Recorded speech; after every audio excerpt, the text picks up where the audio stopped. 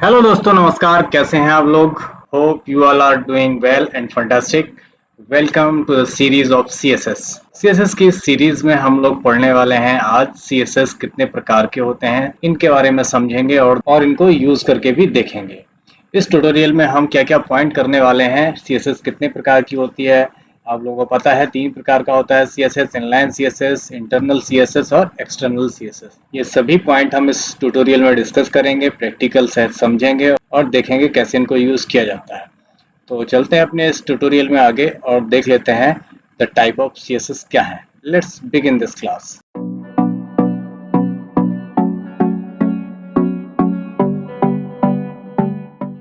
तो दोस्तों, शुरू करने से पहले हमने सीएसएस को यानी कास्केडिंग स्टाइल शीट को बताया कि 3 हिस्सों में विभाजित कर सकते हैं। ये 3 प्रकार की स्टाइलिंग करते हैं हम। इनलाइन स्टाइल बोलते हैं, इंटरनल स्टाइल बोलते हैं और एक्सटर्नल स्टाइल बोल सकते हैं। ये 3 प्रकार की सीएसएस होती है। ये 3 प्रकार से हम स्टाइलिंग कर सकते हैं अपने वेब पेज में। ये भी बोल सकते हैं हम इसको इनलाइन सीएसएस के साथ इनलाइन स्टाइल भी बोल सकते हैं। इनलाइन स्टाइल, इंटरनल स्टाइल और एक्सटर्नल स्टाइल, ये 3 प्रकार के सीएसएस हैं। और आगे देखते हैं इनके बारे में अच्छी तरीके से समझेंगे और देखते हैं एक एक का एग्जाम्पल, इनको यूज कैसे करना है। तो यहाँ पर हमने पहली सीएसएस के बारे में पढ़ना है।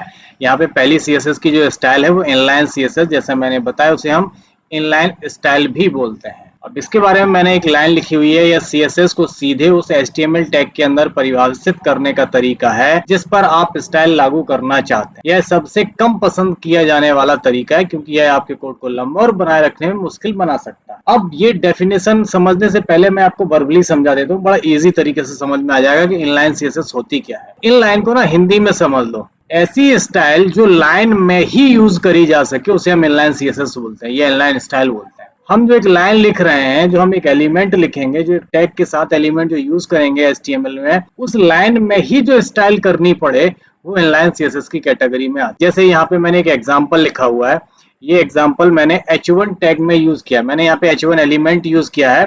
अब देखना है यहाँ पे आपको, अभी हम कहाँ हैं, हम HTML में, हम CSS में नहीं गए, हम HTML के अपने पेज पर हैं। और मैं वहां पे क्या यूज कर रहा हूँ, मैंने यहाँ पे h1 एलिमेंट यूज किया है। h1 एलिमेंट यहाँ खोल दिया है मैंने और h1 एलिमेंट यहाँ पे बंद हो गया, ठीक है ना। ये तो हम लोग को पता ही है। h1 एलिमेंट के अंदर मैंने यहाँ पे कंटेंट लिख दिया, दिस इज हेडिंग 1, क्लियर।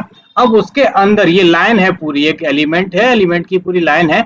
उस लाइन के अंदर मैंने यहाँ पे देखिए ये स्टाइल एलिमेंट यूज किया है, स्टाइल CSS यूज करी है। अब मैंने यहाँ पे क्या किया है कि इसको देखो, स्टाइल में इसका कलर दे दिया है मैंने ब्लू और यहाँ पे फॉन्ट साइज दे दिया है इसका 20 पिक्सल। ये एक ही लाइन में अलग अलग CSS यूज हुई है, that is called inline CSS। Practically करके भी मैं आपको इसको दिखाऊंगा। तो चलते हैं अपने VS कोड एडिटर पर और देख लेते हैं इनलाइन CSS कैसे अप्लाई करी जाती है। मैं यहाँ पे HTML में पहले एक बॉयलर प्लेट ले लेता हूँ, तो मैंने बॉयलर प्लेट ले ली और यहाँ पे आ गया। तो मैं अपनी टाइटल बार पे कुछ भी लिख देता हूँ, टाइटल बार पे जो मुझे चाहिए, तो मैं यहाँ पे अभी ऐड कर देता हूँ इनलाइन। अब आए हम अपनी यहाँ पे बॉडी के अंदर, तो बॉडी के अंदर मैंने यहाँ पे h1 टैग ले लिया और h1 के आगे लिख दिया मैंने कुछ भी इसके अंदर, दिस इज हेडिंग 1, ठीक है ना। अब हमें पता है ये इसी तरीका का प्रिंट होगा। इसको सेव कर लेते हैं, इसका प्रीव्यू भी देख लेते हैं। तो हम यहाँ गो लाइव पर आएंगे और देख लेते हैं इसका प्रीव्यू कैसा होने वाला है। तो देखिए हमारा ये इनलाइन CSS का पेज खुल गया, दिस इज हेडिंग 1, सिंपल आ गई। अभी मैं वापस चलता हूँ VS कोड एडिटर पर और यहाँ पर हमें क्या करना है, हमें इनलाइन CSS यूज करनी है। क्या करनी है, इनलाइन CSS। तो उसके लिए हमें ये h1 टैग के अंदर ही स्टाइल लगानी पड़ेगी। तो मैं यहाँ पे टैग यूज करूंगा, इसका नाम है स्टाइल। यहाँ पे मैंने स्टाइल को यूज किया, एंटर किया।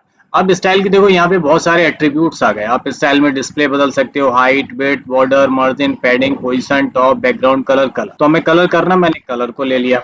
अब देखो यहाँ पे कलर भी आ गया, आप कौन सा कलर लेना चाहते हो, तो मैंने यहाँ पे कलर कर दिया ब्लू। अभी ऑटोमेटिक हो गया, सिंपल। हम इसको सेव करते हैं और देख लेते हैं प्रीव्यू में क्या दिख रहा है। यहाँ पे फॉन्ट का कलर ब्लू हो गया, that is called inline CSS। इसी को बोलते हैं हम इनलाइन CSS, जो उस लाइन में ही लिखा जाए, that is called inline CSS। अभी समझ में आ गया इनलाइन CSS क्या होता है।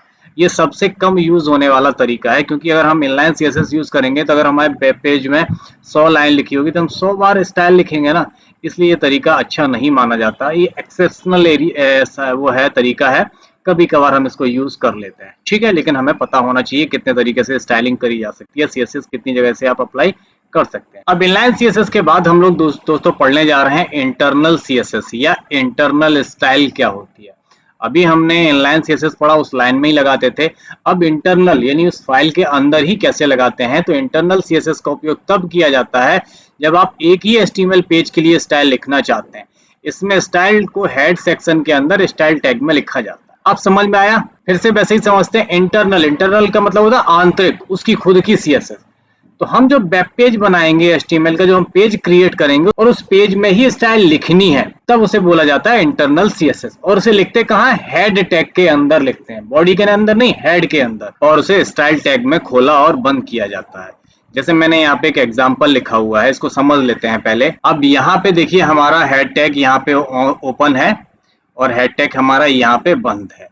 तो हमने स्टाइल को कहाँ किया? हेड टैग के अंदर यहाँ पे यूज किया है। ठीक है, दिख रहा है ना आपको? ये स्टाइल टैग हमारा यहाँ से लेके और यहाँ तक रहने वाला है। ठीक है, यहाँ स्टाइल मैंने खोल दिया और स्टाइल यहाँ पे बंद हो गया, उसके अंदर हमें स्टाइलिंग दी है। अब मैंने क्या किया, ये सही से दिख नहीं रहा है, सही से दिखाने के लिए थोड़ा सा इसको बड़ा कर देते हैं इस तरीके से। अब यहाँ मैंने क्या किया कि स्टाइल को यहाँ खोला, स्टाइल के अंदर मैंने क्या किया कि H1 को, H1 के अंदर यहाँ पे कर्ली ब्रेसेस से ओपन किया, H1 का कलर कर दे ब्लू और फॉन्ट साइज कर दे 20। फिर यहाँ इसका हिस्सा इतना बंद हो गया, H1 पे कहानी ये खत्म हो गई। फिर मैंने P टैग यूज किया, P मतलब पैराग्राफ, पैराग्राफ का कलर ब्लैक कर दे और फॉन्ट साइज को 16 पिक्सल कर दे। अब ये हेड के अंदर बंद है, बॉडी यहाँ से चालू हुई। अब इससे फायदा क्या होने वाला है कि हमारे पूरे वेब पेज में जहां जहां H1 मिलेगा उसका ब्लू कलर कर देगा, साइज 20 कर देगा, और जहां P टैग यानी पैराग्राफ टैग मिलेगा वहां ब्लैक कलर कर देगा और साइज 16 कर देगा। ऐसा समझ में? That is called internal CSS. चला के देखें, चलते हैं VS कोड एडिटर पर। अभी मेरे पास ये वेब पेज है, इसमें मैंने यहाँ पे एक H1 ये यूज किया है और एक दूसरा H1 यहाँ पे ये 2 लाइन यूज करी है, और ये हमारा एक पैराग्राफ एलिमेंट ये है। हमने 3 एलिमेंट यूज किए हैं, इसमें 2 H1 है और एक पैराग्राफ। इनका प्रीव्यू देखेंगे, ये कुछ प्रीव्यू इस तरीके से दिख रहा है। ठीक है ना? अब यहाँ पे अगर हम इनलाइन स्टाइल करते तो एक एक पे हमें स्टाइलिंग लगानी पड़ती ना। अब हमारा जो इंटरनल स्टाइल होता है वो यही करता है कि आपको बार बार स्टाइलिंग नहीं करनी है। उसके लिए हम यहाँ हेड के अंदर जाएंगे, हेड के अंदर हम स्टाइल टैग यूज करेंगे। हमने स्टाइल को किया ओपन और स्टाइल को यहाँ पे बंद कर दिया। अब हमें H1 पे करना, तो मैंने यहाँ पे H1 लिया और कर्ली ब्रेसेस से ओपन किया, क्लोज किया। अब यहाँ पे H1 क्यों लिया? क्योंकि हम H1 के साथ स्टाइलिंग कर रहे हैं। तो अब स्टाइलिंग क्या करनी है वो यहाँ पे लिखेंगे। तो हम पहले करते हैं कलर, तो यहाँ पे हमने कलर लिया। अब कलर बहुत सारे आ गए तो मैंने कलर ले लिया यहाँ पे ब्लू। इसके बाद फ़ॉन्ट का साइज, तो मैंने फ़ॉन्ट लिखा और यहाँ पे आया फ़ॉन्ट का साइज। तो फ़ॉन्ट का साइज मैंने लिख दिया 20 पिक्सल। ठीक, और इसको सेव कर देते हैं। अब ये क्या करेगा कि हमारे पूरे पेज में जहां जहां उसे H1 मिलेगा, चाहे 1 मिले चाहे 1000 मिले, सबका कलर ब्लू करेगा और सबका साइज 20 पिक्सल कर देगा। ठीक है, चेक कर लें। देखिए यहाँ पे उसने दोनों हेडिंग का कलर ब्लू कर दिया और साइज सेम 20 साइज आ रहा है, दोनों का सेम दिख रहा है। That is called internal CSS.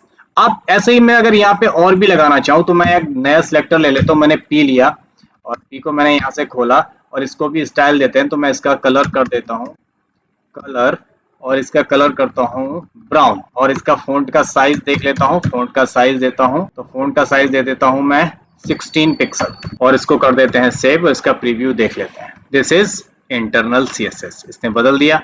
अब इससे फायदा क्या होने वाला है कि आप पूरे पेज में अब जितने भी आप H1 यूज करोगे, अभी जैसे मैं यहाँ पे एक यूज करता H2 और यहाँ लिख देता दिस इज हेडिंग 2, तो क्या इस पे अप्लाई होगी? तो CSS इस पे अप्लाई होगी क्या? क्योंकि हमने H1 लिए ही नहीं है। देखते हैं, H हेडिंग 2 पे अप्लाई नहीं हुई, H2 पे अप्लाई नहीं हुई। क्यों अप्लाई नहीं हुई? क्योंकि मैंने यहाँ पे H1 को ही स्टाइल किया, H2 को नहीं किया है। This is the benefit of internal CSS, जो इस फाइल में ही खुद की इंटरनल CSS के लिए यूज करी जाती है। ये थोड़ा अच्छा तरीका है, इनलाइन CSS से ये बेहतर माना जाता है। ठीक है, अब आपको समझ में आ गया होगा कि इंटरनल CSS और इनलाइन CSS क्या होते हैं और दोनों में अंतर भी क्या है। दोस्तों आगे बढ़ते हैं और देख लेते हैं हमारा तीसरा प्रकार, जिसका नाम है एक्सटर्नल CSS यानी एक्सटर्नल स्टाइल। एक्सटर्नल का मतलब तो समझते हैं ना, बाहरी, यानी अपने वेब पेज को हम बाहर से स्टाइल देंगे। अभी हमने जो करा उस हर लाइन को स्टाइल देना सीखा और उस वेब पेज में HTML के पेज में ही स्टाइल दी, लेकिन अब हम ना लाइन में और ना ही उस पेज में, हम बाहर से स्टाइल देंगे। कैसे देना है देख लेते हैं। एक्सटर्नल CSS का उपयोग तब किया जाता है जब आप एक से अधिक HTML वेब पेज के लिए स्टाइल लिखना चाहते हैं। इसमें स्टाइल को एक अलग CSS फाइल में लिखा जाता है और उस फाइल को HTML के साथ लिंक कर दिया जाता है। अब एक चीज में यहाँ पे कंडीशन ये है, मैं यहाँ पे मान के चलता हूँ आपके पास 10 पेज बनाने हैं वेबसाइट में, 10 पेज हैं आपके पास, 10 अलग अलग पेज। वेबसाइट कभी एक पेज की तो होती नहीं है, वेबसाइट में बहुत सारे पेज होते हैं, home, contact us, about us, reference, gallery, तमाम पेज होते हैं, सब में अलग अलग कंटेंट लिखा जाता है। तो क्या आप 10 पेजों की अलग अलग CSS लिखने बैठोगे क्या? नहीं ना, तब तो बहुत टाइम लग जाएगा। उसके लिए, उसका सॉल्यूशन के लिए हम एक्सटर्नल CSS यूज करते हैं। हम सिर्फ एक जगह CSS लिखेंगे और वो 10 पेजों पर अप्लाई हो जाएगी। ये करने के लिए हमारे पास दो अलग अलग चीजें होनी चाहिए। हमारे पास एक, हम अलग से CSS फाइल बनाते हैं और उसे हम HTML के साथ जोड़ देते हैं, लिंक कर देते हैं। अब इसका मैंने एग्जाम्पल दिया, आपको पहली फाइल चाहिए जिसका नाम होना चाहिए style.css, और दूसरी आपकी जो .html से स्टार्ट हो फाइल। अब यहाँ पे देखिए, ये style.css है।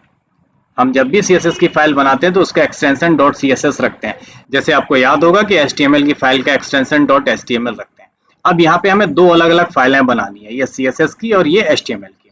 HTML की तो भाई प्रॉपर वही फाइल है। यहाँ पे देखिए, मैंने यहाँ पे h1 लिया है ना, फिर यहाँ पे मैंने एक पैराग्राफ भी लिया है, ठीक है, तो ये बॉडी के अंदर है। अब यहाँ पे एक एक से स्टाइल करो, यहाँ पे हेड के अंदर आप स्टाइलिंग कर लो, आपके पास वो भी विकल्प था, ठीक है, लेकिन हमने नहीं किया। हमने क्या किया कि हमने यहाँ पे एक अलग स्टाइल बना दिया और इसमें हमने वही स्टाइलिंग लिखी है जो हम इंटरनल CSS में लिख रहे थे। देखो H1 का कलर ब्लू, वही सारा सेम तरीके से लिखा हमने, इसको भी देखो सेम तरीके से लिखा है, सेम काम है जैसा हम वहां कर रहे थे, वही मैंने काम यहाँ पे किया है।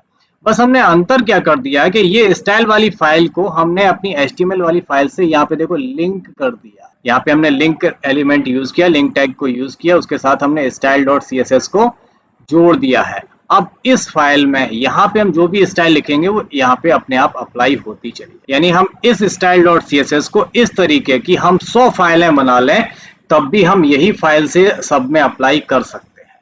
That is called external CSS, इसी को बोला जाता है एक्सटर्नल स्टाइल।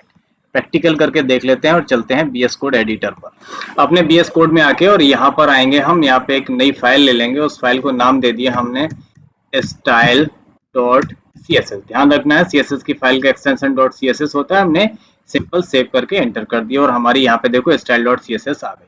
अब हमें यहाँ पे स्टाइल बनानी है, तो स्टाइल के लिए सिंपल हम यहाँ पे पहले H1 सिलेक्टर यूज करेंगे और H1 को हमने यहाँ पे खोला और इसको वही सारी स्टाइल दे देते हैं कि हमने यहाँ पे कलर दे दिया, कलर इसको दे देते हैं हम, बहुत सारे कलर हैं यहाँ पे देख लेते हैं, अगर और भी कलर आपको देना है तो जैसे मैं यहाँ पे चॉकलेट कलर दे देता हूँ, ठीक है ना। फिर इसका हम फ़ॉन्ट का साइज देख लेते हैं, तो मैंने फ़ॉन्ट का साइज दे दिया इसका 25 पिक्सल और इसको कर दिया मैंने सेव, ठीक है। अब यहाँ पे H1 पे के लिए स्टाइल दिया, मैं किसी दूसरे पे नहीं देता हूँ। अब आते हैं हम अपनी ओरिजिनल फाइल पे, जो हमारी फाइल HTML की थी उस पे। अब यहाँ क्या करेंगे, हम हेड टैग के अंदर जो हमारी style.css फाइल, इसको लिंक कर देंगे। तो हम यहाँ पे यूज करेंगे लिंक एलिमेंट। अब यहाँ पे इसके दो एट्रीब्यूट हैं, पहला है रिलेशन और दूसरा है href। तो रिलेशन में हमेशा स्टाइल सीट नाम देंगे, href में हम उस फाइल का नाम लिखेंगे जो हमारी फाइल हमने बनाई है स्टाइल। तो हम जैसे लिखेंगे htfile, तो देखो वहाँ पे आ गई। हमने दो फाइलें और हैं, तो ये वाली हमारी इस फाइल है जो हमने अभी बनाई है, क्लिक कर देते हैं और सेव करते हैं। अब हमारी फाइल लिंक हो गई।